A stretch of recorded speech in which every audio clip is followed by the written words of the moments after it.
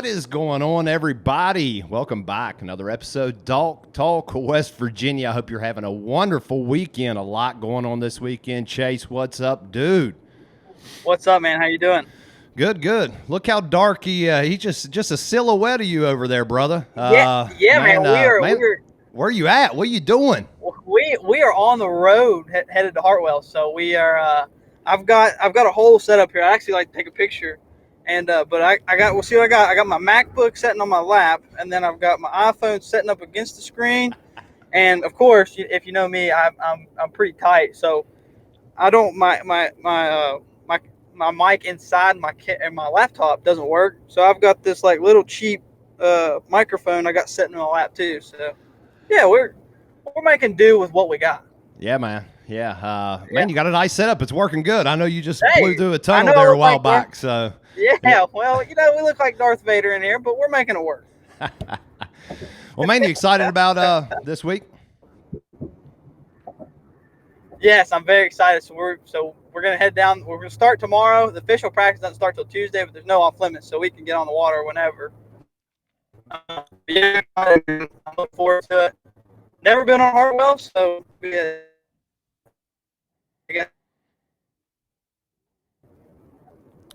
You are cutting out just a little bit, Chase. We'll wait on you there when you. There you go. You came back. We just lost you there for just a second. There we go. Am I back? You are back. You are back. All right. But so yeah, man.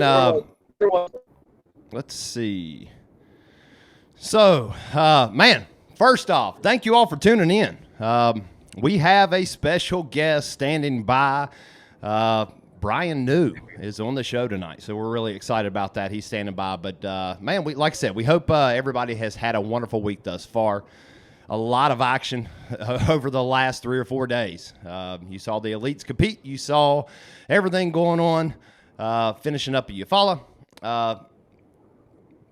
Insane. Kayak community. We had a bunch of anglers go down south to Murray and absolutely threw down, so we're going to get to all that and more. But like I said, we got Bryan standing by. We're going to hop on. We're going to talk fishing, pro tournament fishing, what it takes to get there, how he's feeling after the big win.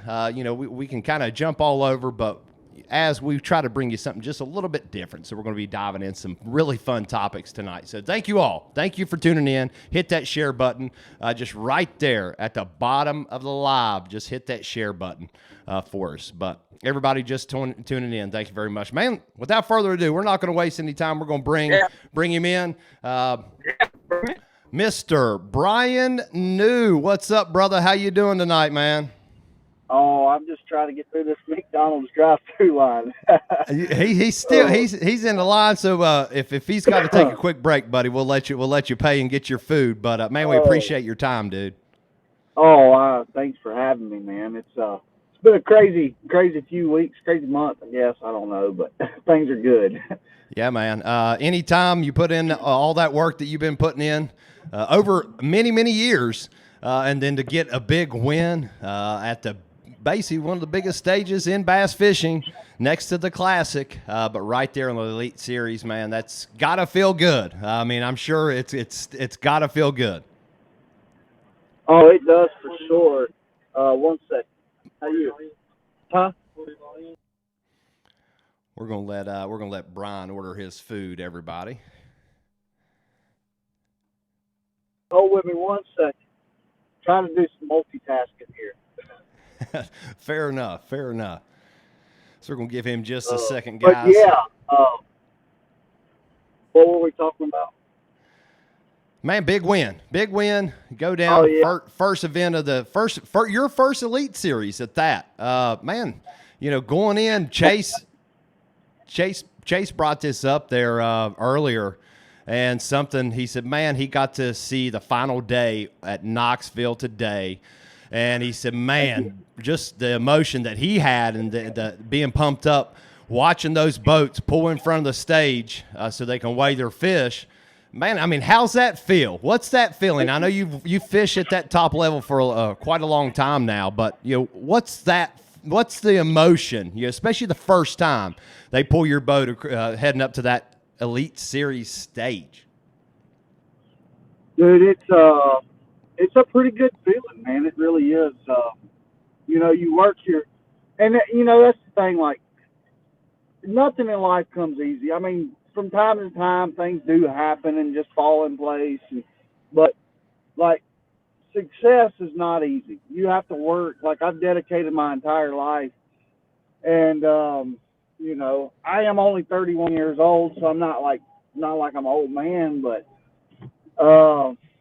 you know, I've worked my entire life to get there, and to actually succeed in my first event, you know, make the final day, that's pretty awesome. And then let alone wind up winning the event. Pretty cool stuff. Yeah, man. I think that's where we all, at any angler, we watch these guys. We watch you on TV live. We're always, as anglers, trying to learn and grow. I've heard you mention that.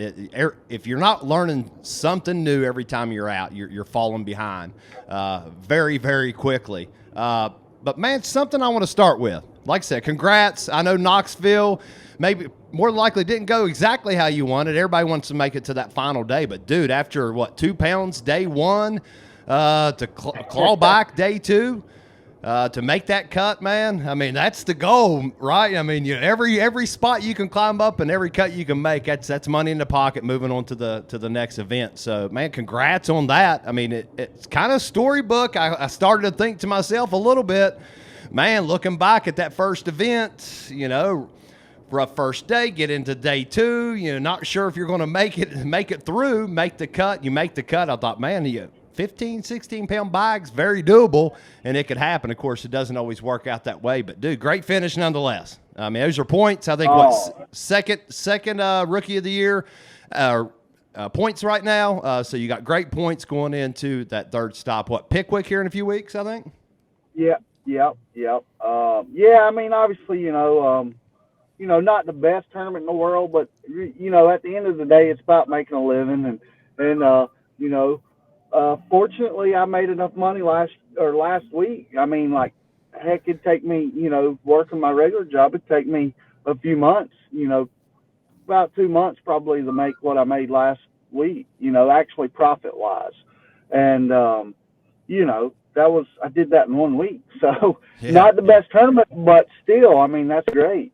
And now granted, you $100,000, it doesn't matter if it's a $300,000 win. In the grand scheme of things, 2012, you've been fishing really, hardcore, co-angler side since 2012. I mean, what was it, 4 or 5 years in a row you made Forest Wood Cup.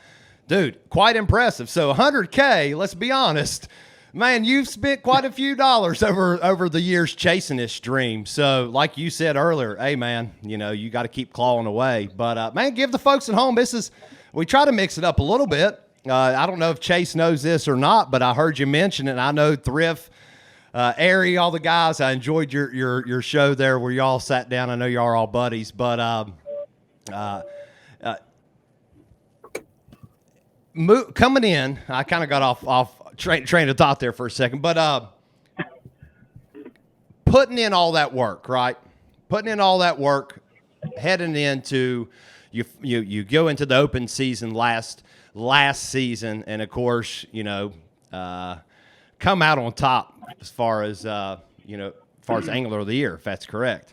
But But there's a lot of work that goes on the side in between events. It took me a second to get my thought, but I don't think Chase knows this. But, man, what do you actually do for a living? I know you fish, but, man, you do some blind work, I think I saw, right?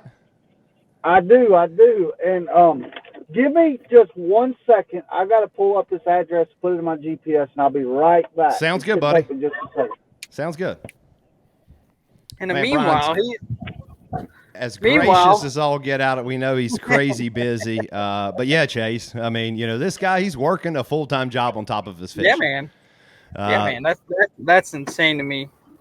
And it just goes to show that there's people that put in work and there's people that put in work like this guy does. Yeah. And I think that's what, and we'll talk to him about that here in a minute, as far as, and what about you, Chase? You fish on the college level, and some of these guys. We all see some phenomenal anglers out there, but, I'm sure there's somebody that stands out to you. Man, that dude puts in the work. We see him on the water every event, daylight till dark. I mean, I know you have to notice that too at the collegiate level. Yeah, and as much as we talk, I think we talk about him on the show, as my buddy, our buddy Nolan from WVU. Man, that guy is just. I think that goes for a lot of fishermen, that are very successful. That dude doesn't stop. Like it's all the time. It's nonstop, fish all the time as much as you possibly can, and I try to do the same myself. I don't get as much time as I would like, near as what I'd like, but but that's what it takes to succeed in something like this. And it doesn't hurt if you're just really good too. Yeah, well, that also helps. Bryan, I mean, dude, you mentioned this a lot, and I appreciate we do. I know I've told you several times. We appreciate your time, dude. We know you're crazy busy, man, but working us in is awesome. But man, I mean, we heard you mention it several times, talking about the work. You've dedicated your life to this, like many other anglers out there fishing at all different levels. There's guys that's never made it that have dedicated their life. For you, this was a question that a lot of people ask: is when was it for you? We know you obviously are passionate about fishing, want to compete. You started 2012, but at what point did you say to yourself, okay, I'm doing a few things wrong, I'm all in, and this is what I need to do to be able to compete at this level? Was there a defining point for you? So, like, there was, I mean, I'll get around to answering your question, but kind of like my whole process was like taking baby steps, and for multiple reasons. Like I was learning along the way, and I would make sure I made enough money at this level to go to the next level. And then once I got to that level, I'd try to make enough money at that level to move up to the next level. So, in 2012, I'm fishing the tour as a co-angler. So, like, I'm not at the bottom, but I'm definitely nowhere near the top. And like I was doing well, don't get me wrong, but I didn't have near the knowledge that I do now. Right. And right. So many things go into the knowledge and the success that I've had, and one, I mean, it's kind of obvious somewhat, and this is not everything. Don't get me wrong, but one of the main factors, that to my success is, the time that I spent. Hey, darling, there's my lovely wife. No. Hey. Hello. Oh. She's a nurse. I had to figure some dinner. Well, we're just going to shout out to all the nurses, her included, the amount of work and dedication that you all put in over the last. We're going on. My gosh, we're over a year, right? A year. So thank you. We all owe each and every one of you all a lot of thanks and gratitude. Absolutely. Thank you so much. But man, so what I was saying though was like the time that I spent in the boat with Bryan Thrift. Me and him have become pretty much best friends over the years. We spend a lot of time in the boat. We fish team tournaments. We just go fun fishing, and we everything that one of us learns, we tell the other. I mean, 100%. Everything I know, he knows. Everything he knows, I know. I'm not saying I'm as good as him, but I'm just saying, like, that's how we work together. Once I learn something, I tell him, and he does the same to me. And so that's been a huge part of my success. And it's not only like, time on the water, trial and error, failure. Failure is a good thing. I mean, we hate to fail. It sucks to fail. But you learn from failure. It's just, fishing is just like life. Anything in life that you truly dedicate yourself to, I don't care if what you want to be, if you dedicate your life to it and work hard and whenever you get knocked down, get back up and learn from that, that failure, you're eventually going to succeed and get to your ultimate goal. Yeah. Man, that's great advice. Phenomenal advice. Absolutely. Chase, anything to follow up? Man, I mean, that's great advice. I think I'm just lost for words right now. Well, Brian, this is a good time because I know your wife. I don't know if she's still sitting with you, but I know you dropped. Well, this is a great question for the both of you because something stood out to me, and this is maybe meant to be that it was that y'all are together right now, but something stood out to me when you're on the stage after the win. You know, you're up there, dude. I can't imagine the emotion running through both of yours minds and hearts and feelings. Do it all because obviously it's not just that tournament. There's a accumulation of things stacked up for many years. But I watched you two after they announce it. You're the official champion of the first event, and I watch you. Listen, there's a ton of emotion. I get that. There's hugs, there's tears, I'm sure, from many different emotions. But I watched you two. Literally, it was one of the most aggressive high fives that I think I've ever seen on stage. But it shook me. I mean, it shook me to my core because, to me, it just meant so much more. You know what I mean? You saw that emotion. You see hugs and tears and kisses a lot of times. And I'm sure that, like I said, there was plenty of that. But there was something about that high five that you all shared, almost like a... Dude, I mean, I loved it, but it was the high five. What does that mean to the both of you? I mean, it's got to be like a validation deal. You go first. No, I'm not good at this. So, I mean, to me, like we just said, I dedicated my life to it, and I'm on the biggest stage, and I just won. My first event, I just won. It was so it's a little bit of shock, and I said, I did it. I made it. But it's not, I mean, you kind of just touched on it. It's not just that I just did this. I just won this. It's everything came together. And it's not just me. It's I didn't win that tournament for myself. I won that for my wife. I won that for my daughter. I won that for my mom. All my friends, everybody that's helped me along the way, everybody that, mentored me through my whole life, teachers, preachers,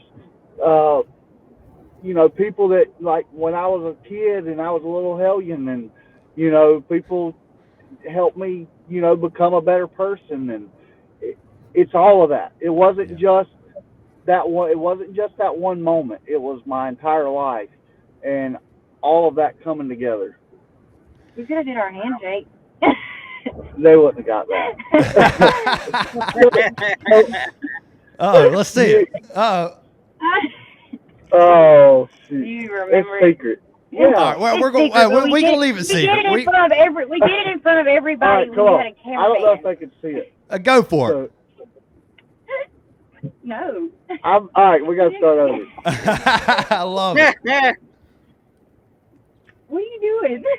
Oh, yeah. But you know what? That was awesome. I love it. I love it because you know what? And I think that moment, it was exactly how you described it, is the way I felt it as an angler, as just a human. You go through life. We all, like you said, you battle things. You have challenges. We all do, and none of us are different from the other because we all deal with those things, no matter if it's your job, hobby, or what. So that I love that you describe it that way. Behind the scenes, the woman behind the scenes, the better half, as we always say. Introduce yourself, at least since you're there. That would be you. That would be you. What do you want me to say? Introduce yourself. I'm Brittany.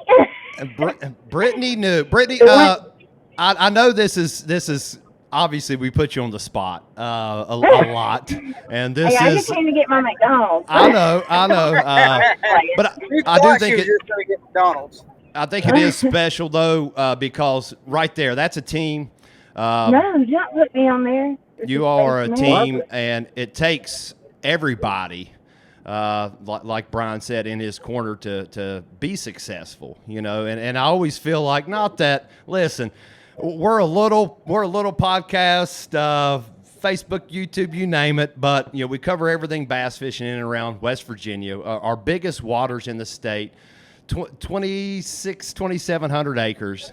Tiny, very tiny compared to everywhere else around us. And we got a ton of anglers that are trying to work their way up, and we got a ton of anglers here that have represented the state very well over the years. We could sit and name a bunch of them, but there's always someone behind the scenes that's traveling, that's helping take care of things. For some, it's that has anxiety. Yeah, They're getting all the anxiety. yeah. I mean, all over the And place, it's more traveling. nerves. Now, do you get an opportunity to go? I mean, go to a lot of these events with him. I mean, obviously, you all stay busy. I work 7 nights, 12-hour shifts straight at night, and then I'm off for 7 nights. Jeez. So that's why I've been able to go as much as I have. But I also work for an agency, travel agency in nursing. So considering how swarmed we were after winning this one, I definitely can't handle that winning another one. So I might just be having to stick to agency, so that way I can make my own schedule and plus make more money too. And I can travel pretty much anywhere. Yeah. I actually had. I just wanted to throw this in there. I mean, I imagine she was 30 minutes ago. She was doing whatever a nurse might do. She had no clue she was going to be on a live Facebook show. I told him earlier that one of the questions said, "What did that mean to the both of you?" And I was like, "Well, too bad I'm going to miss that because I'm going to be at work." But we got you. We got you in there. Here I am walking to the car at the exact moment. Yeah, and honestly, it is something that not that it purposely gets left out of stories. I don't think that's ever anybody's intention, but it's always nice to see a couple there. There's a lot of work that went into that, and I elated for you both. Y'all got to share that, and you were able to be there for that event. How absolutely special and awesome that is for you all. So super, super, super cool. I'm thrilled for you. Good stuff. The most special moment of the whole deal to me, and you can go back and watch the video. We've replayed it 100 times the other night. I was going to ask y'all how many times y'all had watched it. Well, he played this one little part. It's like a 3 second part of it, and he replayed it like 50 times. and that's what I'm going to tell you. It's not. So the little spot that I kept replaying, it's not me winning. It's whenever they announce me the champion, give me the trophy, I hold it up, and I turn around and I see Brittany and my daughter Braylon. Yeah. And I sit the trophy down. I'm still not there yet now. I sit the trophy down and I go up and I hug Brittany. And I reach out and I grab Braylon. And yes, it's special to me at the moment, but whenever I see the video and I see as soon as I grab Braylon and I see her face in the video, that's the most special moment that has ever been in my life. It wasn't 10 seconds before that whenever I won the Elite Series. It's seeing the joy in everything in her face from that happening. That's, to me, is the most special thing of not only the whole, experience of my whole life. Wow. Man, that's awesome. I mean, that's awesome. And those are the moments that you truly can cherish, that everyone, no matter the age, she'll remember that for the rest of her life too. You know what I mean? I mean, everyone will be able to hold that close. That's special. Like you said, it isn't about that. It is, of course, the overall goal was a blue trophy. I mean, that's a dream of yours and a lot of people that is completely out of reach for 99% of us. Let's be completely honest. And that is a huge, wonderful wall hanger to have in the house. But those type of moments, man, they live on. That's God, I love that. I love it. And y'all are just real people. You know what I mean? I mean, everything I watch, it's like, man, those are just some good people. Of course, not too far from West Virginia, right there in the Carolinas. But Yeah, man, that's super cool. I appreciate you sharing that with us. Those are intimate moments, but to know you're gonna make me want to go back and look at that now, man. I hope you know. But that's great. That's great, dude. Man, so what's up? I don't want to go. I know you all got a lot going on. So at any point you say, hey, man, we've stretched long enough. We're about 25 minutes in. You just tell us because we don't want to keep you. Oh, you're but good. I'm gonna dip out. All right, well, tell us. I need to go pass the medication for my Brittany, we appreciate it. We Before appreciate they start it. going crazy in there. My tech probably thinks I left her. I told her I was coming out here to get it, but she's probably like, "Oh my gosh, you left me here with two people." Okay. That's awesome. Right. Awesome. She See don't ya. want me to go get her stuff? No, she said she's fine. Okay. All right. Love you. All right. Have a good Bye, night. y'all. See ya. Thank you. I'll call you. Thank you. All right. So, Man, so dude, that's cool. A few seconds. I think you were getting into something, but I'll back up a little bit. You were talking about my day job, my normal job, whatever you want to call it. Yeah, somebody actually happened to ask about that. So yeah.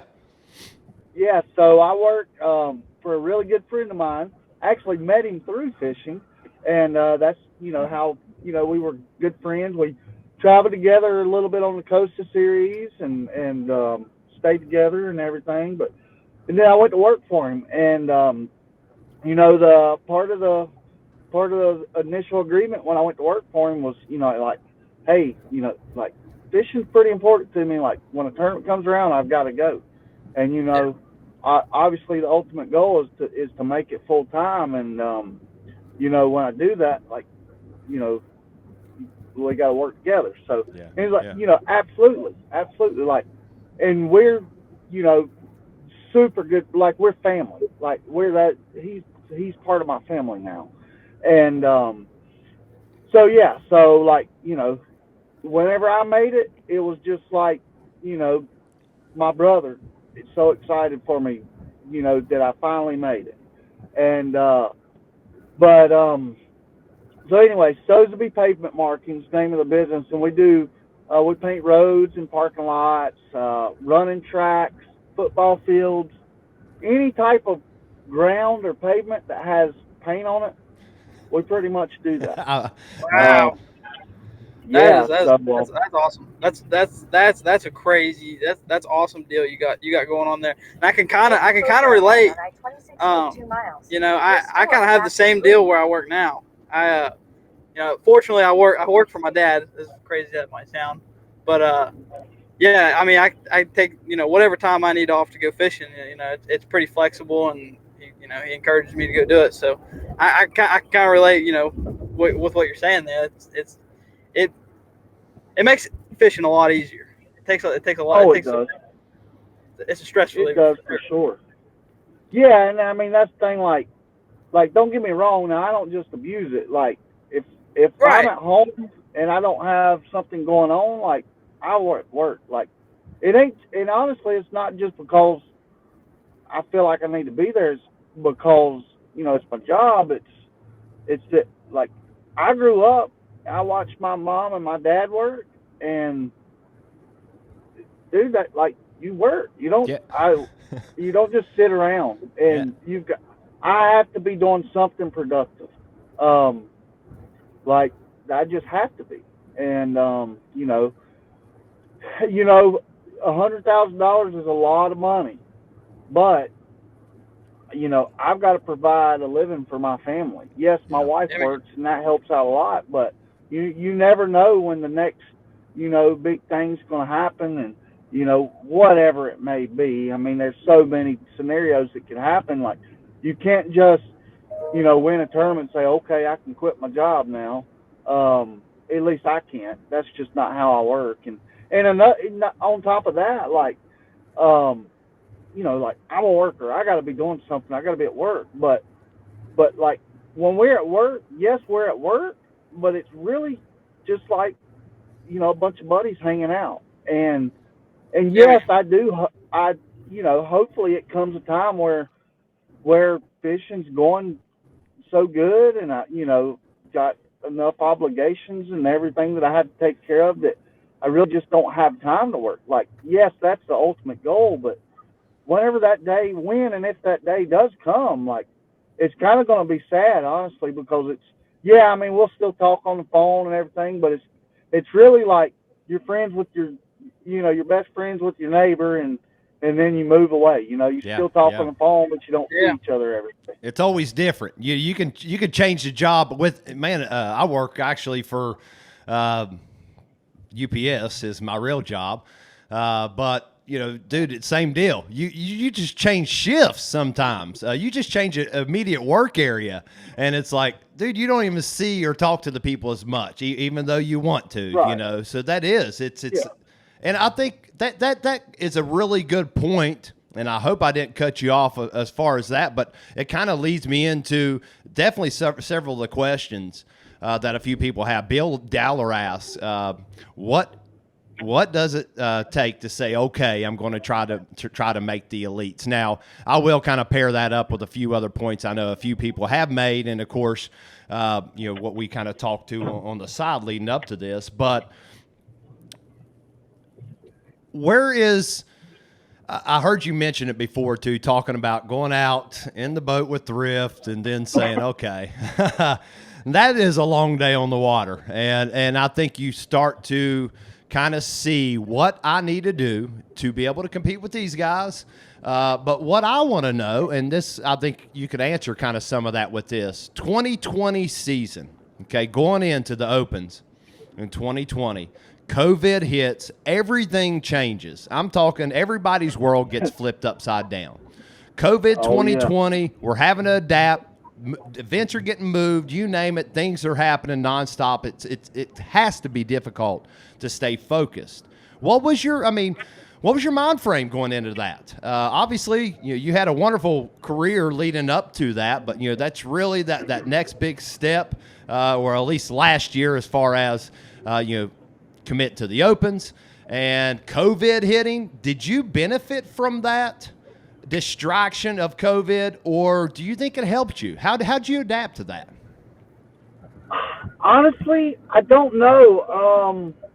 Well, one thing though, like, so I won the first Open and qualified for the Classic, and that was like I don't know, maybe a month before the whole COVID deal started. Yeah. So maybe that happening before everything went crazy. That was, maybe that made it easier for me. But like, I made a lot of money in that event, so financially I'm good. Yeah. I qualified for the Classic, so, lifelong dream, I'm good. And then everything shuts down, like no more, really didn't even fish much around. Because that's the thing, like, when I'm not at a tournament, I don't fish much. I mean, because I'm at work, Yeah. Or I'm doing something, that I, just everyday life stuff that you got to do, or something with my family.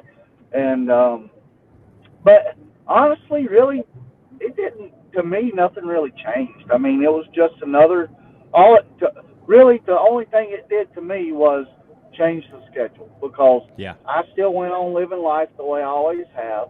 I still went to work every day. We just had to eat outside in the truck instead of, sit down in a a store or whatever. Like, honestly, that's really about the only thing that changed, that in the schedule. But, it's just one of those things, like, every single day, every hour, things change in your life.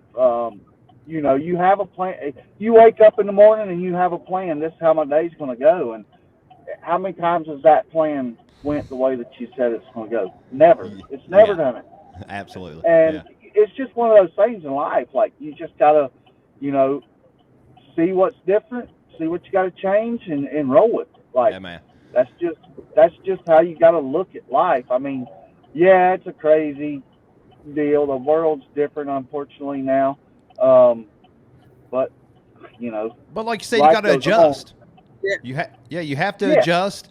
Either you adjust or you get left behind. I mean, that's the fact is, I think you just hearing you, even through just the time we've talked tonight, is, man, you just got the attitude of, it doesn't really matter what you're thrown. Yeah, it might not be real appealing. It's going to suck at times. There's no doubt about that.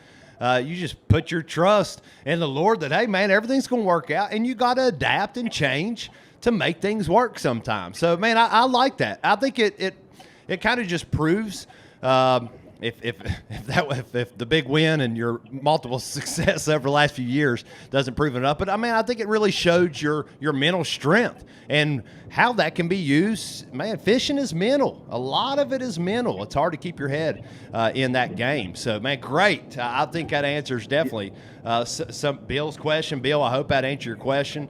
As far as, man, I think it's the work. Put in the work, put in the long days, and I was curious about that too. You said that you don't really fish much when you're at home because you're working, you're busy, you're taking care of other things. Yeah, let me ask you something, Brian.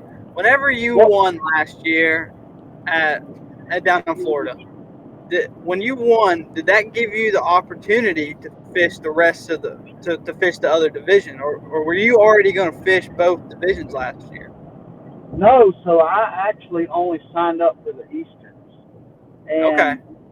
I want to back up in just a second and talk about what we were just talking about, but I'm going to go ahead and answer your question. So I originally just signed up for the Easterns. And, the ultimate goal was to qualify for the Elites. Right. I mean, quite frankly, like I qualified to fish the FLW Tour that year. I had all plans in doing so, and then everything got shook up, and I said, I don't know what I think about this. And so I said, I don't think that's the right move for me. I'm going to try to qualify for the Elites. And financially, I did the numbers, I did the travel, I did everything. I knew what it was going to cost me to fish both divisions, and I just didn't feel like it was a good decision. So that's why I only decided to fish the Eastern. But then I win the first one, so I was like, heck, I fish this one division for 4 places, or I can fish both divisions for 12 places to qualify. So I said, heck, I got to sign up for the East or the Central. I've got triple the chances. Plus, I have a shot at the Angler of the Year title, which was $10,000. And luckily, I made that decision because without doing that, one, I don't win Angler of the Year, and that's $10,000 I lose, plus the money that I made in the Centrals, plus I don't qualify for the Elites because I didn't qualify in the Central or the East. Yeah. I qualified in the overall. Yes, and, that was my next point. So, but backing up a little bit about mental strength or whatever, just adapting, and this is something a lot of people don't want to hear, but you know what? This is my time, and this is what I've got. This is my true 100% belief. And so I'm a Christian. I was raised in a church. I go to church, every chance that I get. I don't go every day. I try to teach my family, my daughter. That's the most important thing in life. And I truly 100% believe in my heart that if you work hard, you try to live right, and you work hard at whatever you're doing in life. And this is, I keep going back to life because, it's the same with anything in life. Whatever you're doing, it just happens to be fishing with me. But if you truly try to live right and you work hard, nothing is ever going to be too much for you. You will overcome everything. The Lord is never going to put too much on you that you can't handle. And when I have a bad tournament, sure, I get pissed off. I get mad that I lost the money, that I had invested. But at the end of the day, I know everything's going to be okay. I know I'm still going to be able to feed my family. Things might not be as glorious, and we might not have as nice things as we would want, but we're still going to be okay. And at the end of the day, that's what matters. And so, to me, just like, you know, the decisions that I make throughout an event, throughout a season, it all goes back to what I just said. Like, everything is going to be okay. And I love that. I love it. Love it. Yeah, and I mean, don't get me wrong. I'm not sitting here saying I'm a saint by any means. I mean, I was not a good teenager. Yeah. By any means, I did a lot of bad stuff. And I mean, heck, I still, you know, we sin every day, like, of course. But at the end of the day, like, I do try to live right, and you know, you know, that's just me. You know, Man, I know, like I said, I know some people don't want to hear that, but you know, that's the truth, and that is the reason that I've had the success that I have. Well, and I tell you, we've interviewed a lot of people on the page, and you know, we've met some amazing people we didn't know that well before, and you know, that is something that is important. And for a lot of folks, and it doesn't have to be for some. Yeah, obviously we all have a personal choice there, but it is a common thing, and a lot of, and like you said, it's life, and there are success stories. That everyone has a success daily.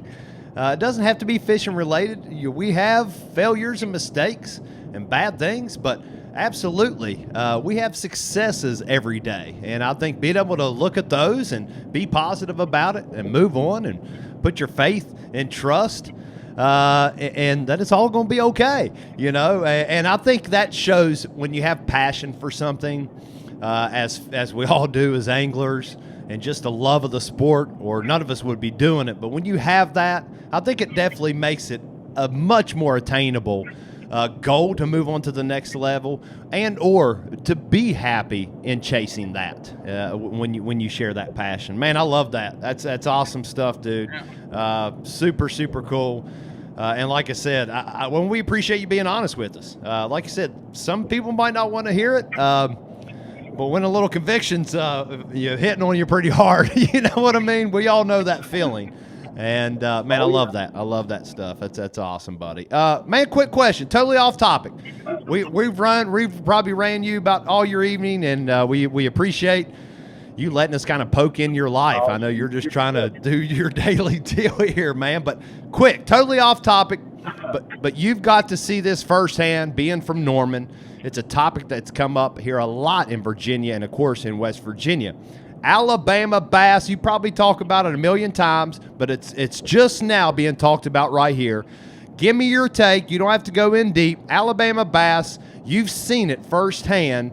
Give me your take on the overtake and the decline, the potential decline that they're seeing, that you are seeing in the largemouth.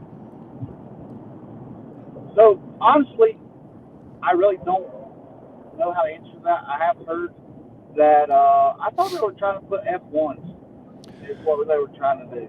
Yeah, and I had heard that they were trying to figure out a way to combat some of the Alabama bass issues of, you know, how hard they feed. I was just kind of curious, you know. I know that a lot of people say, man, they grow fast, they eat a lot, long and skinny, but, you know, as a bass angler, we all like big fish regardless, skinny, fat, you name it, but man, I was just kind of curious on that. That's a topic that's coming up a lot here lately. So, like I said before, like, I really don't fish a whole lot around the house when I'm home.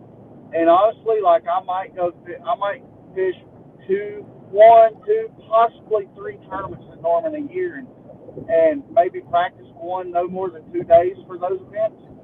So I really don't fish up there a lot, but I do have a lot of friends who fish there. And like, this is gonna be a big answer, but no, you're fine. I'm going all over the place. One of my really good friends is one of the best shallow water fishermen in North Carolina. His name's Maurice Freeze. If you look him up, you'll understand what I'm saying. He's won a pile of BFLs, you know, a ton of team tournaments, just an awesome fisherman. And I called him the other day while I'm practicing in Tennessee, and it was funny. because he answered. He said, "Are you calling to rag me? Are you?" I said, "What are you talking about?" I just call and talk to him, because I'm bored, idling around in practice. And I said, "What do you mean?" He said, "For zeroing yesterday." I said, "What? Where'd you fish?" The BFL at Norman. He zeroed, literally never had a bite at Lake Norman. And this is literally one of the best fishermen in North Carolina. And I said, "Dude, what?" Like, I'm still blown away. Like, it still blows my mind. Like, I feel like, how does that happen? Because Lake Norman is good. Was good. Yeah. But here's the problem. It's the same problem that's happening all over the country. And I'm not a biologist. I can't say that how to fix this or that, whatever it may be. But I do know what fishing pressure does to a lake. Yeah. And last year, last year was a record year for everything in the fishing industry. Yeah. Boat sales, tackle sales, rod and reel sales, everything was the best records in history. And that's because all these people out of work and people want to go fishing. So that being said, there's been a lot more pressure on lakes. And like when we go to a lake for an event, we get 3 days of practice. Well, let me back up to last year. So there's no off limits for the opens. Right. So guys would get there, and heck, some guys would practice for a week, 2 weeks straight, and that's whatever. What works for you, me, that's crazy. I'm not going to do that because financially it's just not smart. But so let's say, I would like get there and start practicing 4 days before the tournament. I typically practice 3 days, and then the last day I would take off to rig my stuff and rest up and get things 100% perfect. So the first day of practice might be all right. Second day it's a little tougher. Third day it's a little tougher. Tournament time comes around, it's bad. And I think that's one thing that's wrong with a lot of lakes. Like, don't get me wrong, there's still big bags being weighed in, but you got to look down the list. And I know we're talking about Norman, but I'm talking about the whole country. Every lake in the country. And this fits. This totally fits. For sure here. Jeez. Yeah, so winning weights, they may still be what they always have been, but overall, weights are not as good as they have been in the past. And like Lake Norman, year-round, every week, there's a tournament. There's 4 to 5 tournaments at least a week every week on Lake Norman, and like, that's a lot of pressure. Hey, not to interrupt you. Yeah, I got you one. How about this? We've got 126 lakes in our state, okay? Out of those 126, and we have the Ohio River, of course, borders West Virginia, and, of course, Ohio. Canal River is a smaller river, 80, 90 miles or so of river here that dumps into the Ohio. But fishable lakes for tournaments. Here's you one. Like I said, our biggest body of water in the states, I think it's actually like 27, just shy of 2,700 acres. With a little bit less shoreline than our second biggest, because it winds all the way back in there. But dude, so we got about 10, 15 bodies of water you can realistically fish. 20 bodies of water you can realistically fish a tournament. 900 plus tournaments scattered from March 1st, well, really end of March, to November the 1st. So, and that's something that comes up on the show a lot, dude, is man, pressure. Some people say, man, I don't think the pressure affects him. Man, I mean, I've been to these big state championships or state tournaments, qualifiers, you name it. Guys are fishing for a week straight, and sometimes you can see that bite decline. Not everybody's pre-fishing the same. Some people are sticking fish. Some people are hooking fish. Some people are just running around catching them. So, man, I think it's kind of not ironic. I think it's something that a lot of guys just don't want to talk about. You know what I mean? We all want to go fish, but nobody wants to talk about, as an angler, man, how should we back off a little bit of water sometimes? But yeah, I mean, I like hearing that from you. Pressure, the fishing pressure affects fish in 2020. Put it's hurting on a lot of bodies of water. So, and like, there's never, in a situation like this, like, there's never one thing that causes, I mean, really, most things, there's not one thing that causes something major like what we're talking about. And fishing pressure is, don't get me wrong, I'm not saying that's the only problem, because it's way more than that. Yeah. You know, a fish is a creature, like, things evolve, like, technology has evolved, equipment has evolved, so, and that changes. I mean, big time. Another thing, like, there's the internet has changed fishing also, because there's no secrets anymore. There are no secrets anymore because of the internet. And I mean, yeah, I don't say I love that, but, you know, as professionals, you know, our job is to help other people become better. Our job is to drive sales for products. So, you know, we have to give the goods. And even if we don't, we can't really hide them very long because of the cameras and everything. Yeah. So the average, and I'm not kicking anybody when I say this, but like the average everyday fishermen now are as good as the best fishermen 15, 20 years ago. And that's the truth, because like the knowledge everybody has now. So there's a lot more fish getting caught. Is there a line? I mean, as a professional angler, you know what, and I agree with you there. You know, there's nothing better than anglers sharing that passion, sharing the knowledge to the next generation. We know we're at war right now to make sure we can continue to do this. We all know that. You know, less and less youth get into the outdoors. It's a nationwide. That's its own pandemic that we're fighting, trying to keep people interested in the outdoors. But is there a line to you? I mean, as a professional angler trying to compete, and obviously you all have just kind of had to roll with the punches to a certain extent, because you know what's going to be required or expected of you, media, this, that, and the other. You're expected to help. Where's the line, or is there one? You know, is there a plateau of that? Does guys eventually just stop talking, or is it you just got to learn how to keep changing your fishing? Because it seems bass they respond to baits in cycles almost. You know, put a bait is a fad a year down the road, whopper plopper. Well, we all know how big of a deal that was.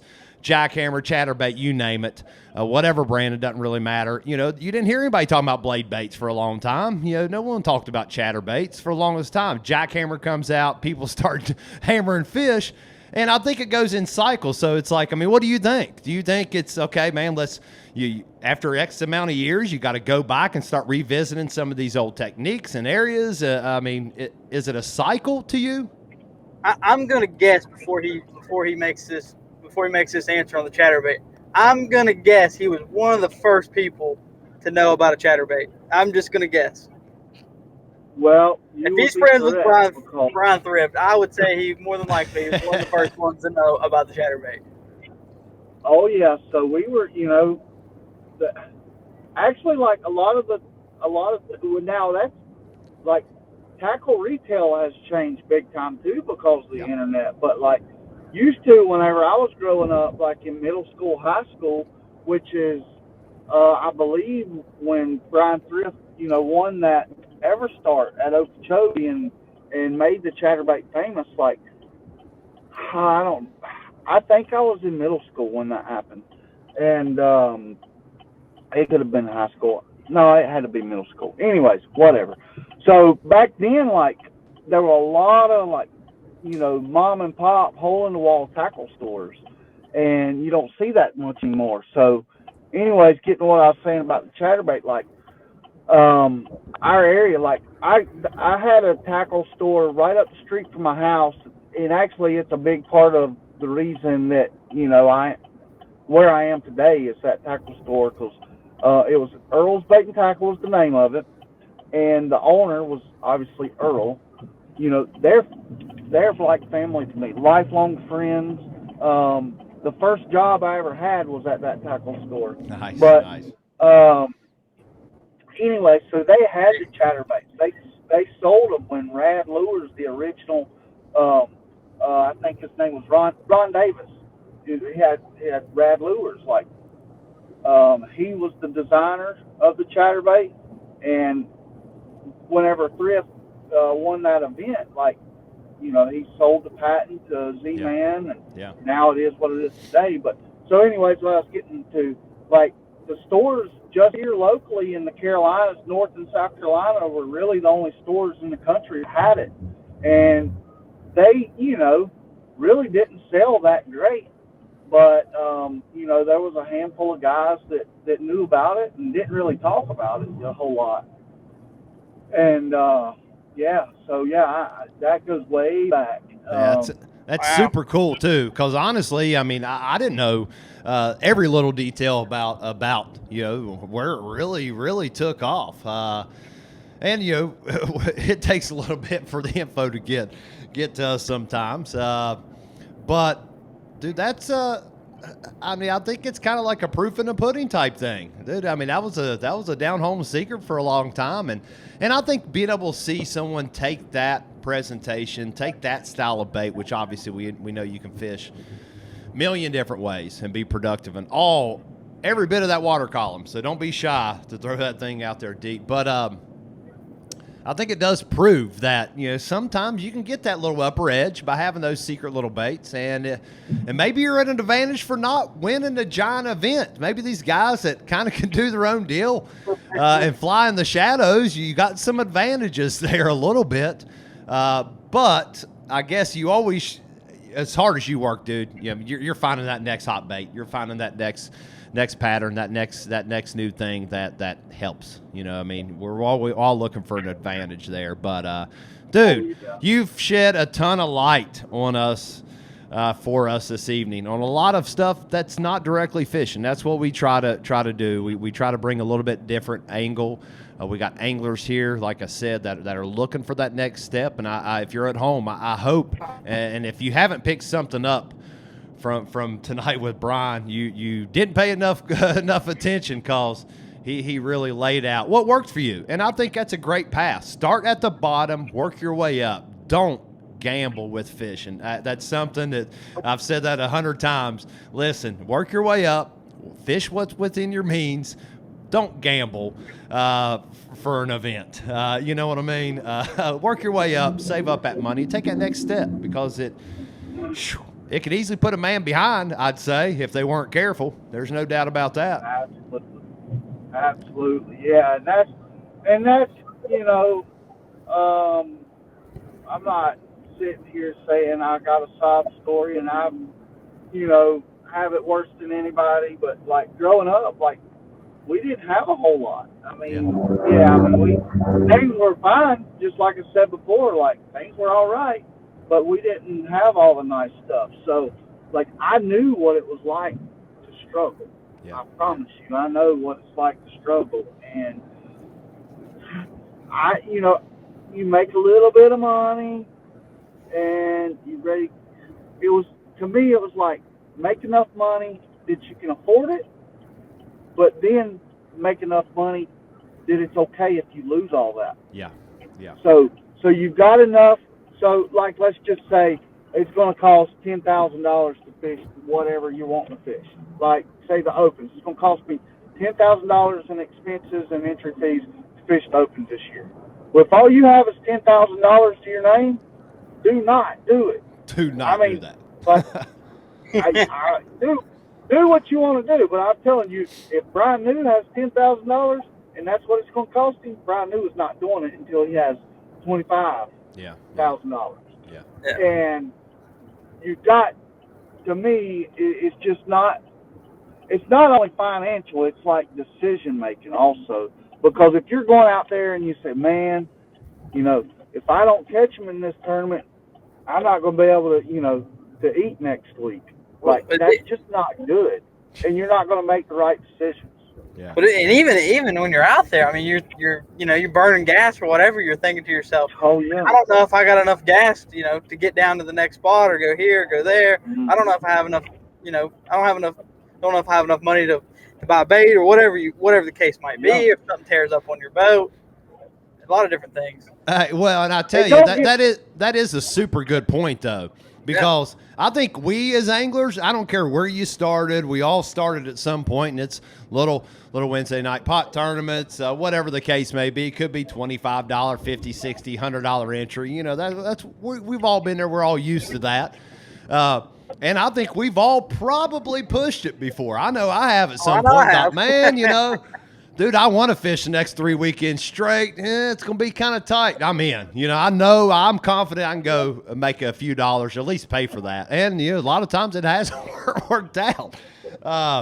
Hey, I got a real good one to build on that. And this is so when I was, my dad bought me a Browning 7mm rifle. I was big into deer hunting when I was in high school.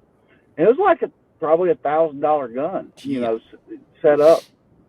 And I had a BFL when I was fishing BFLs as a co-angler. Broke as a convict, didn't have $1 to my name. Seriously, true story. And had a BFL coming up, and I didn't have the money to go. And I sold that gun for like $300. I go to the tournament. I don't get a check, and I regret that. I like just thinking about it. I want to punch myself in the mouth right now. Yeah. Because like my dad died a few years ago, and I've done everything I could do to track that gun down to find it. I would give $5,000 for that gun, and I can't find it. And I regret that. And that always goes back to what I was just saying. Like, don't do more than you can handle. Yeah. Like, you can work hard and you can take risks, but just be wise about what you're doing.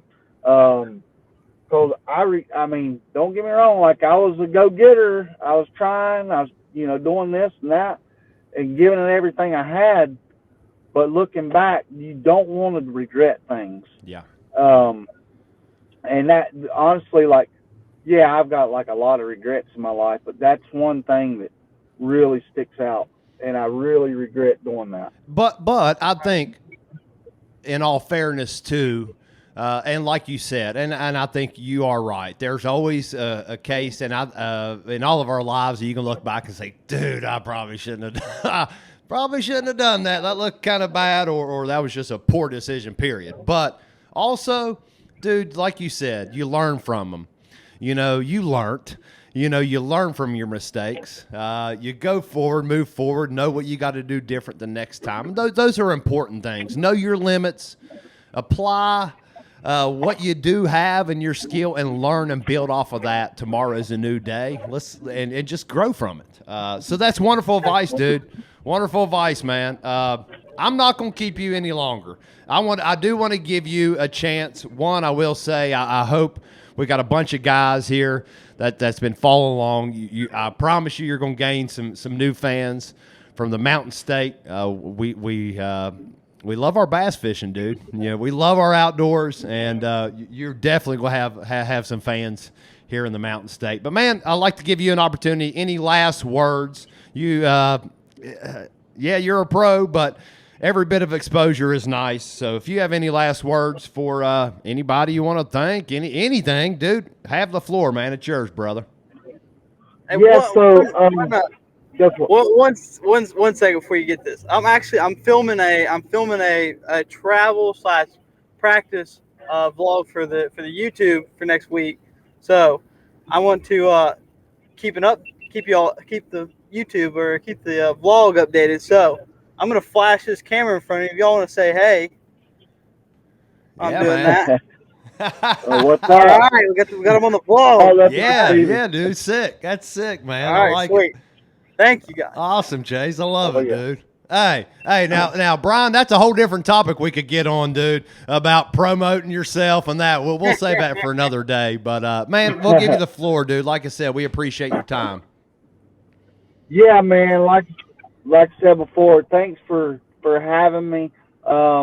Everybody that's reached out, you know, I've had a ton of people reach out, you know, through text, calls, you know, Facebook, Instagram messages, and if any of you are watching and I haven't got back to you, I'm sorry.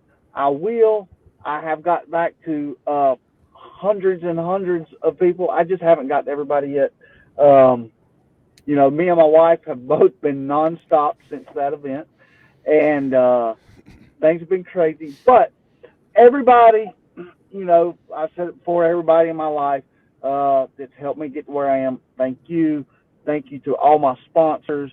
You can follow me on social media and, you know, keep up with, you know, who my sponsors are. Yeah. And, you know, I can, you know, it kind of, like we were just kind of touching on it before, like, yeah, we want to kind of keep things a secret, but in reality, like us professionals, and it's kind of weird to even call myself a professional because I really don't feel like I am. I feel like I'm just an everyday guy. I put my pants on just like everybody else is. I'm not any better than anybody else, and it just sounds weird calling myself a professional. So whatever. If you want to call me one, I guess I am. But Professional. I don't remember where I was going, but like just work hard. Don't take too big a risk, and you know that's just be smart and work hard, and you'll be successful. Yeah, I don't know. I guess Man, that's perfect, dude. That's wonderful advice. We'll have to. I'm gonna have to remind Chase. I'll play this back for Chase. You know, he's about as fresh and youngest out of our group of guys. So we might have to remind him that periodically. Slow down a little bit, buddy. Sure. But man, he's got a bright future. But no, dude, we appreciate it, man. We really do. Like I said, we wish you the best of luck, Pickwick, moving forward.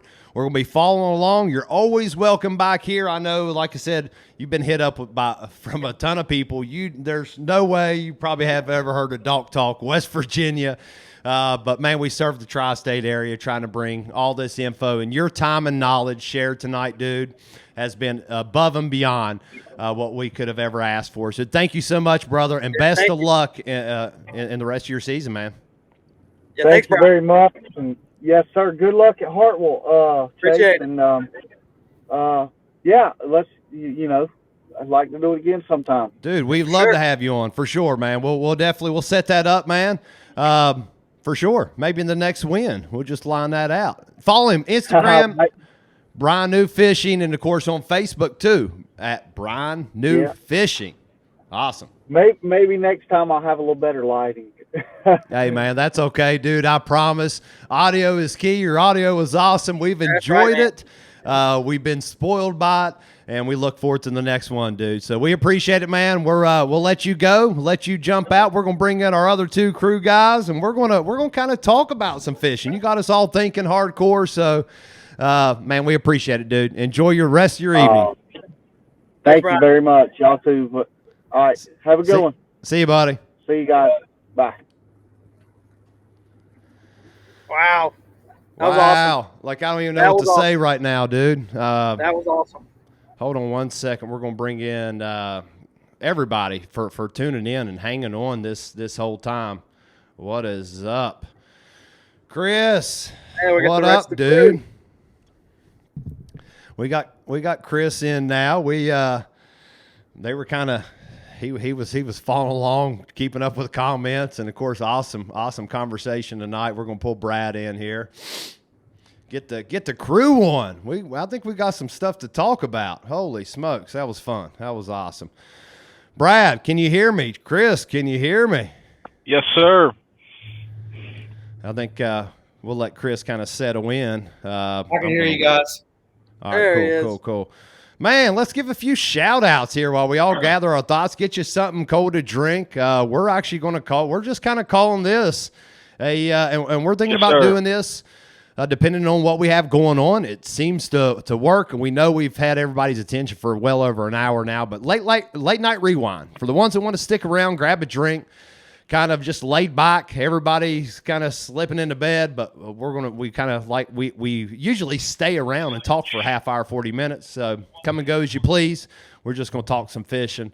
But yeah, they're giving you a hard time, Chase, saying you look a little tired, buddy. But I think after that interview, that'll get us jacked up. Hey, let's shout out to a few people.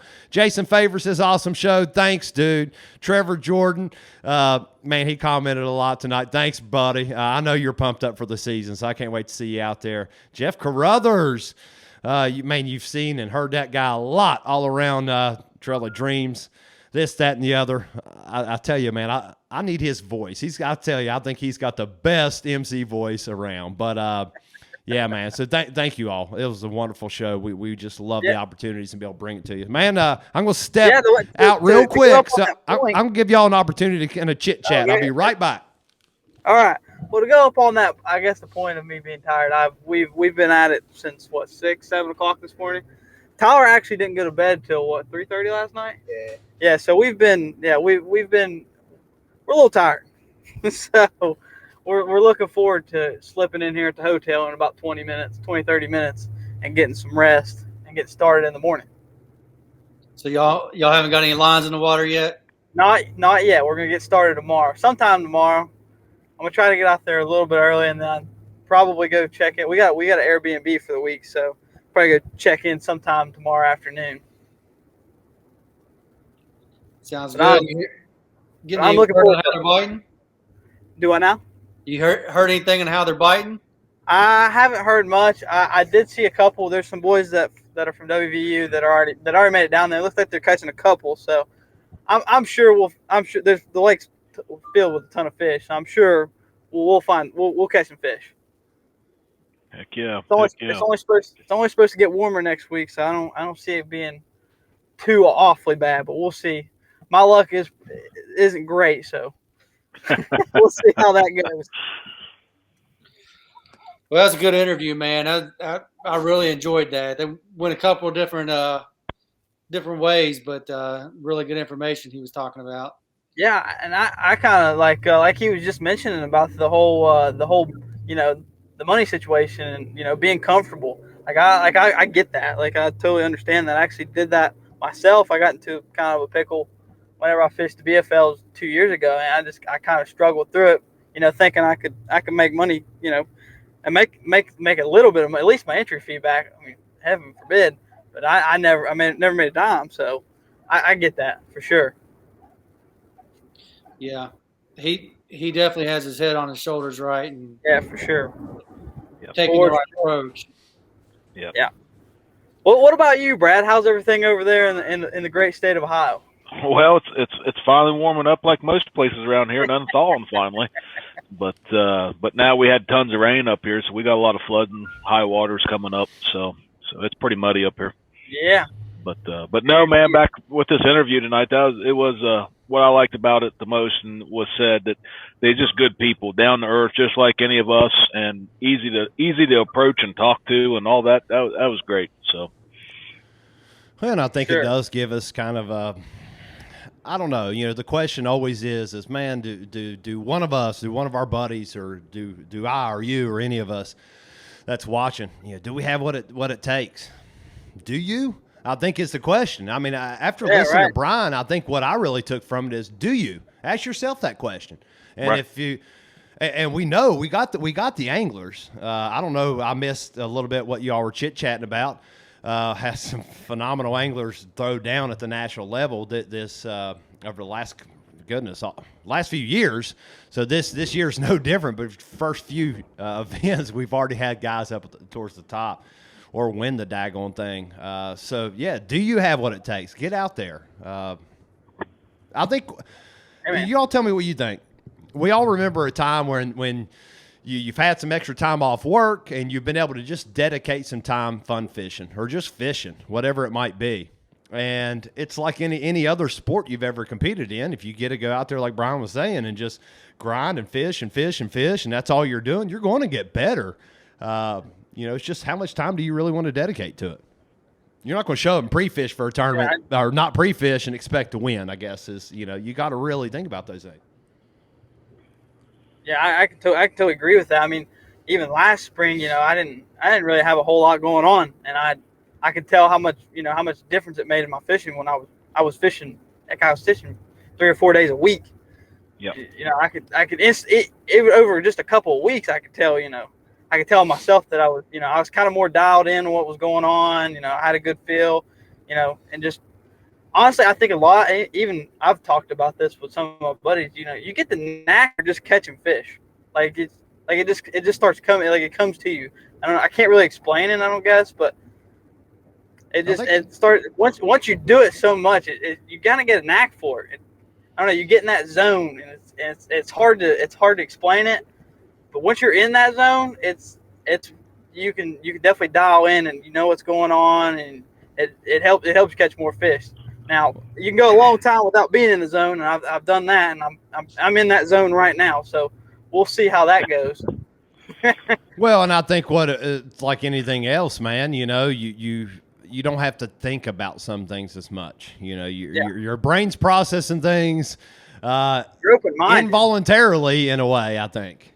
For a lot. Yeah, you stay more open-minded. I think that's key. I mean, there's been times when, like I said, when I was really dialed in on things, I was super open-minded about what was going on. I didn't just think, okay, I got to go do this. I got to do this. I got to do this.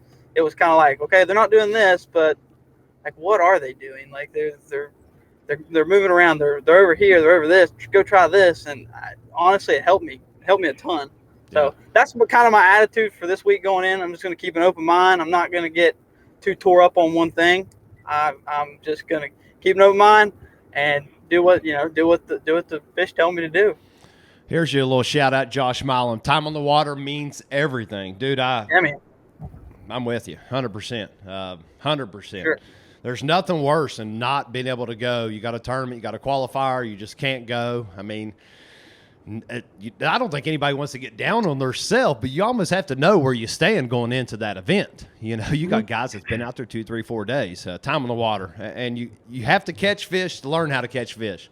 You got to go. But anyways, what did I miss? Thank you all for kind of sticking around. Like I said, we're just going to try to hit on a couple things I know that we need to catch up on. Chris, did you dive into any kayak talk? Holy crap, what a weekend, dude. Oh, my God. Man, haven't touched on any of it yet, but yeah, it seems like every show we're kind of Groundhog Day talking about someone that's either won a tournament from West Virginia or finished in the top 5. So we had both of those happen again this weekend. Yeah, man, it was insane. I'm gonna pull it up for everybody. Kind of just check this out.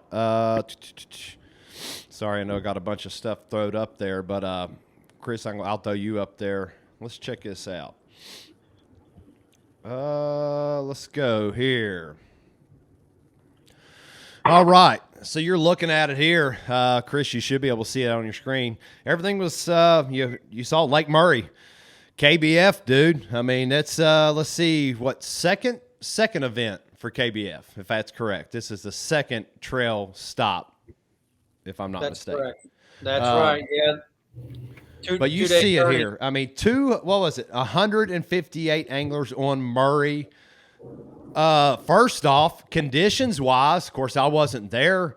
No different than the rest of the East Coast. I guess you get a little bit of warm weather, but you get some crap rain. It's been kind of up and down. I know that had to be a pretty tough bite, but you saw a lot of the field. Let's look through it, dude, while you kind of talk through some of the action that went on over the weekend.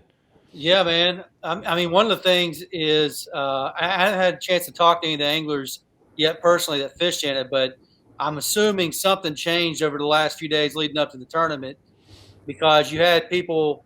I saw Gene Jensen, Fluke Master, had posted about a week or so ago that it was going to take a really big limit to cash a check in this tournament, and then that really for most people didn't really pan out. But the guy from West Virginia, I reached out trying to get the pronunciation of his last name. Just wing it, because, I don't know. It could go a bunch of different ways. But, hey, Ricky G. Rick G, I like it. I like it. Yep, but I know I was creeping on his Facebook, and I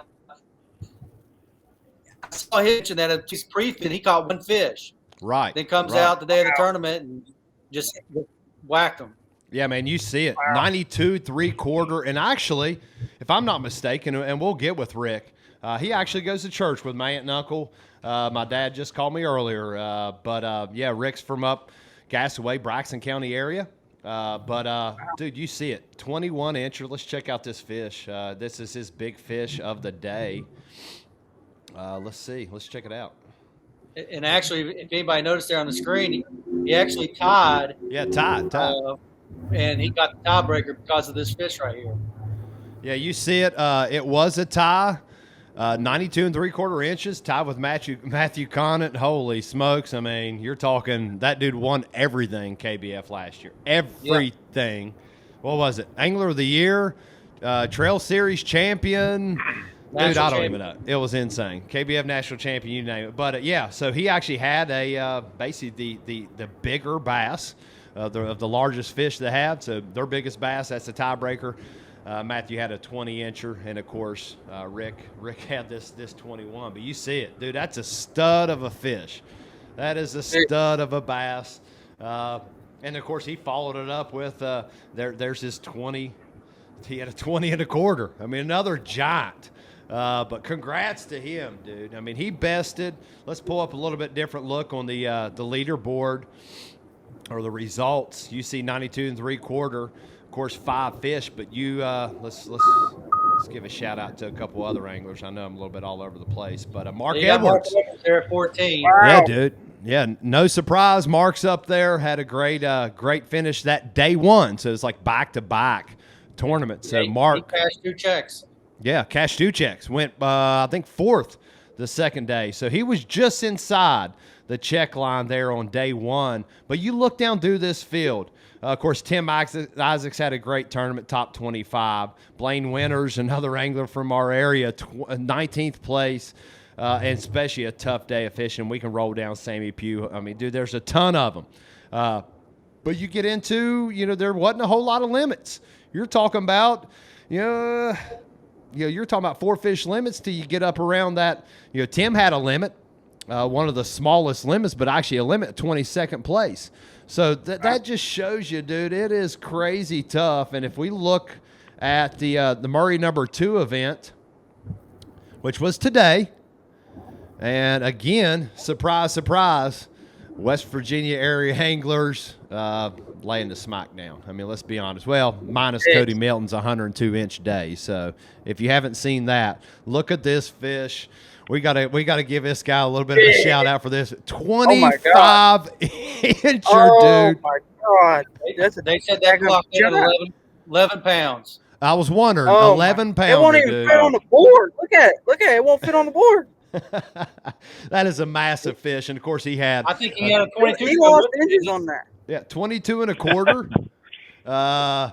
He had a 20 plus, a 20.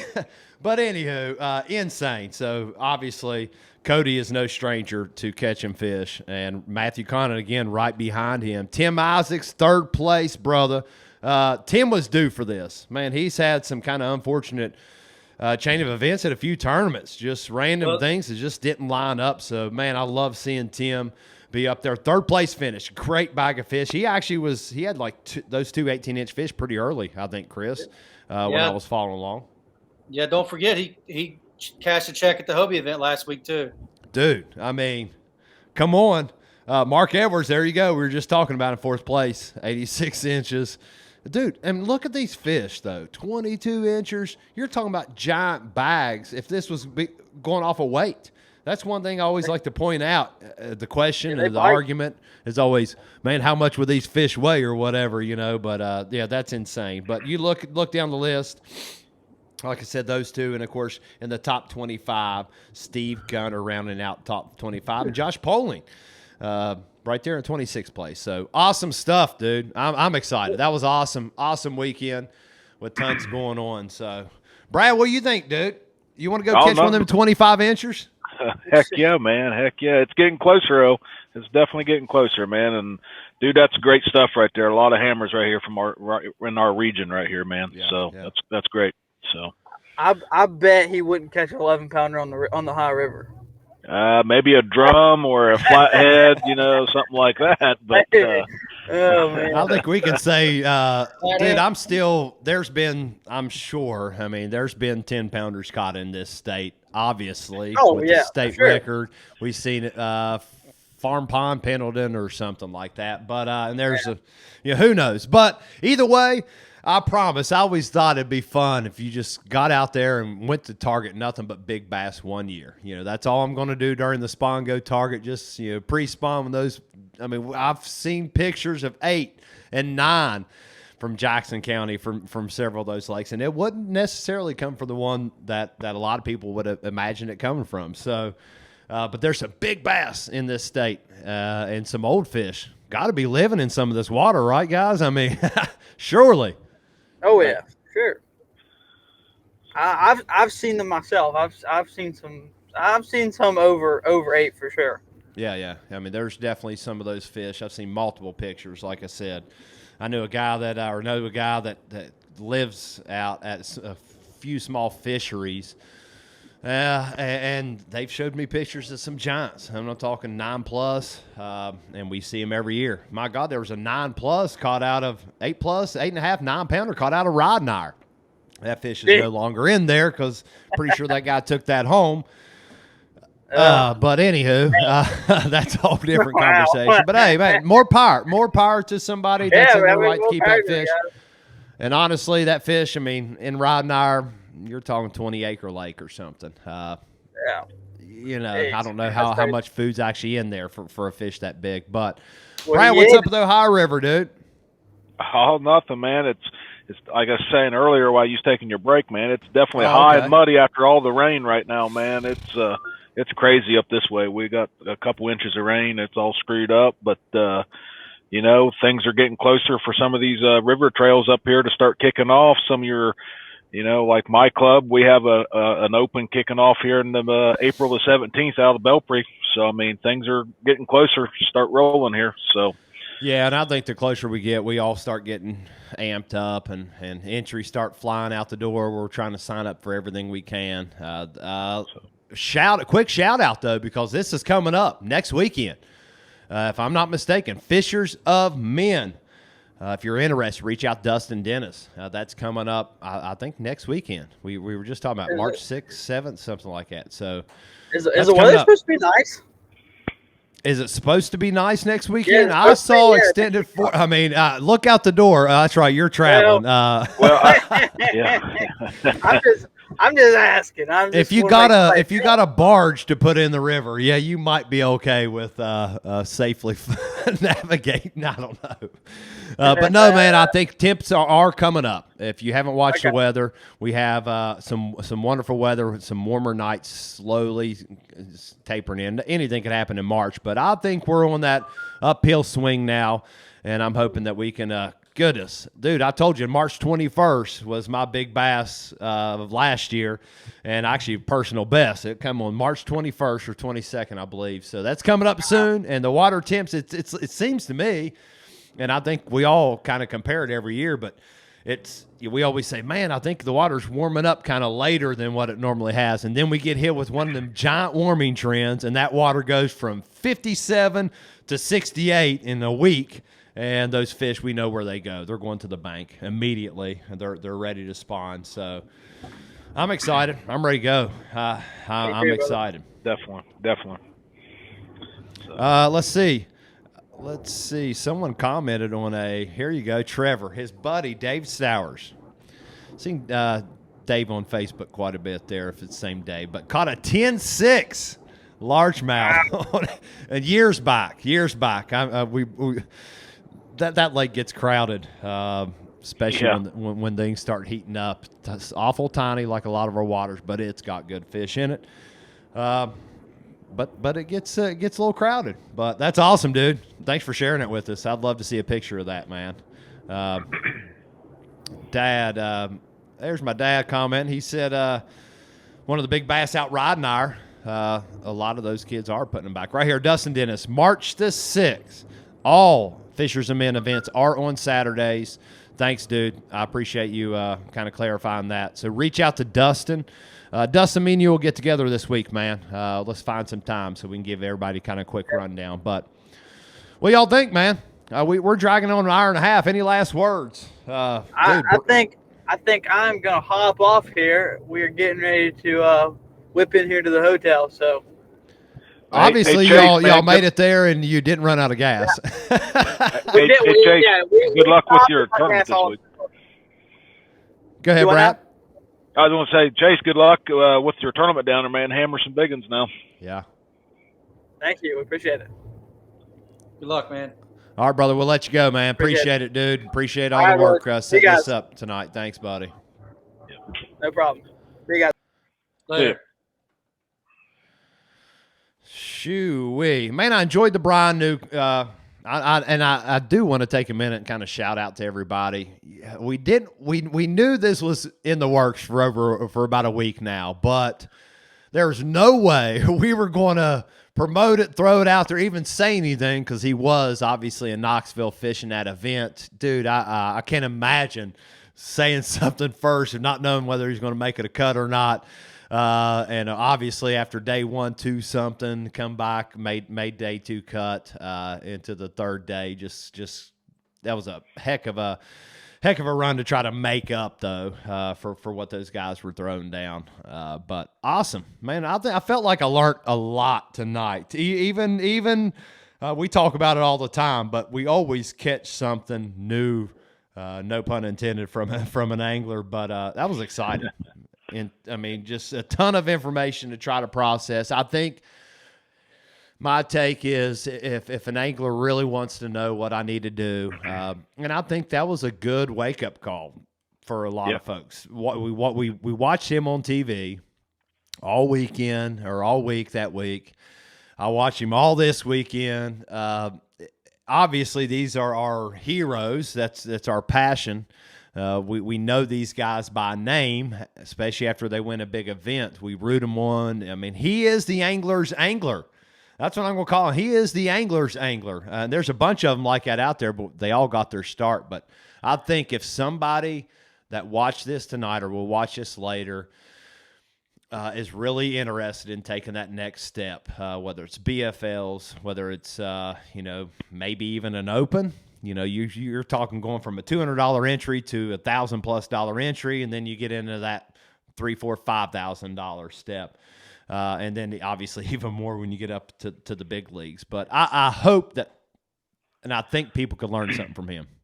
He's working his tail off, and somebody will pick something up from him from tonight. And I think they'll be able to use it in the good and for positive for them and their fishing. So what do y'all think, man?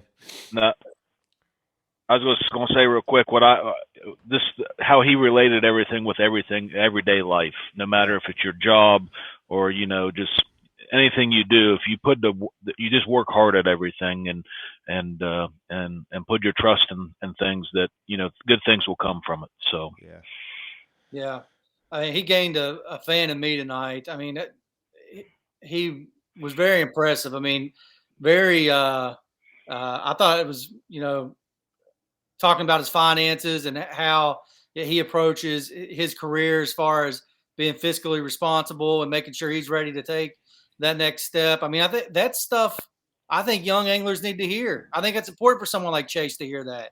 And they don't. No one talks about that. I mean, these are things sometimes that's just you kind of assume. You don't really hear anybody talking about, especially dollars like that. But that is point blank blunt.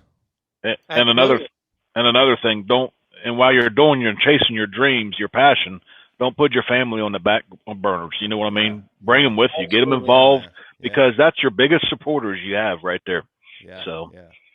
Yeah, he kind of touched on it too. I mean, being out on the water and preparing for these events, if he was doing that and he didn't have things right back at home or in his bank account he's not going to be able to concentrate at the level he needs to be able to do to be successful. And I think I really caught on to that, and I hope everybody else did too. Yeah, and I think Jody hit on that.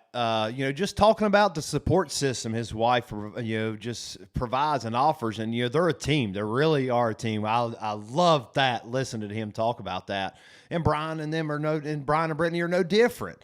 And any other angler that's married or with a significant other, dude. We all have an ordinary life besides fishing, and I love seeing that he was no different. I got a buddy that has done a lot of line work, painting work.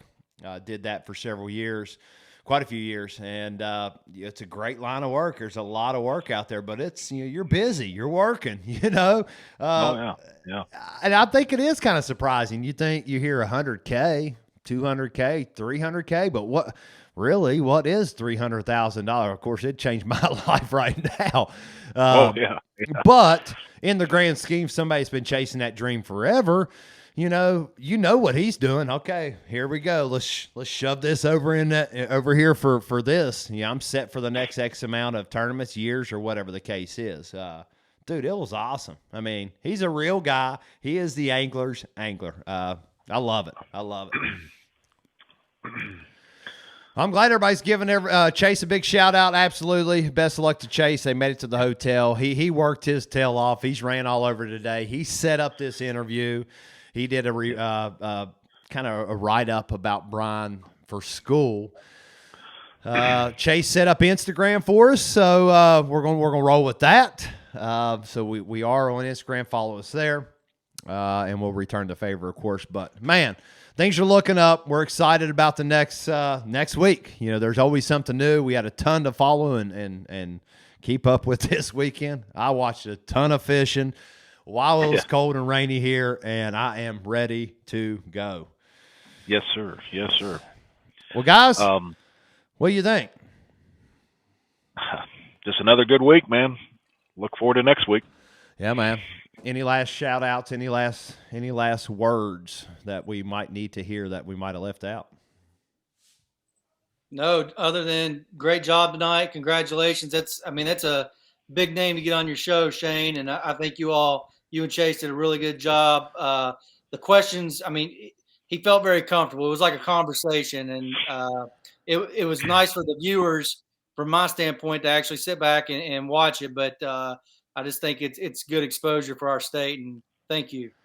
Yeah, man, that's the goal. We talk about it. We all kind of talk about it on the inside. That's why we're all here. We all got that same passion. It's not about me, you, Brad, Chase, none of us. It's about the whole community coming together. I stress it. I wear this shirt proudly. My buddy hooks me up. He's had several of these made for me. But also in the near future, over the next probably a couple months. So he's hooking up. So we're gonna have some Dog Talk merch coming up. So we got some T-shirts. Sweet, that's exciting. Sweet. Haven't said anything about that, so I'm excited about that too. But man, we got a lot of exciting things. The people at home, you all watching. The ones that are still tuning in, we're almost an hour and 40 minutes. We appreciate you all. Hey. Russell Johnson, what up, dude? He's probably just finishing up cooking some mean food today, if I had to guess. That guy's just probably sitting down. At 9:40, yeah, he's just sitting down. Yeah. Hey, Shane. Yeah, buddy. Sorry to jump in there, but just a little heads up maybe for next week's show or something here with the Ohio River stuff. There is some tournament information I do have for some of the trails.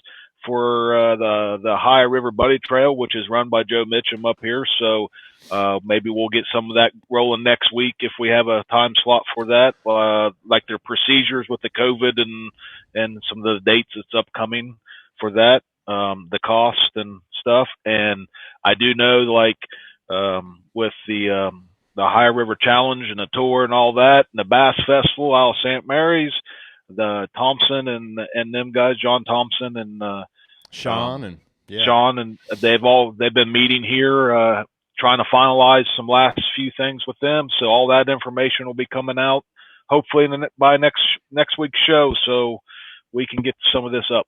So. Where can you follow? Yeah, man. Thanks, dude. We'll definitely get that out there, Brad.